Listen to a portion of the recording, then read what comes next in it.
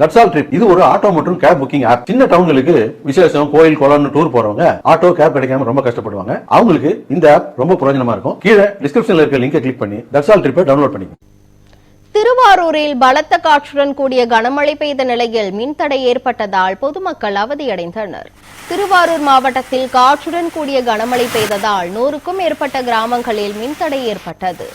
கொரடச்சேரி, கண்கொடுத்த வணிகம், முசிறியம், கிளரியம், களத்தூர் உள்ளிட்ட 100க்கும் மேற்பட்ட கிராமங்களிலும் இரவு முழுவதும் மின்தடை ஏற்பட்டது. கொசுக்கடி அதிகரித்து முதியவர்கள், குழந்தைகள் உள்ளிட்டோர் தூங்க முடியாமல் அவதிப்பட்டனர்.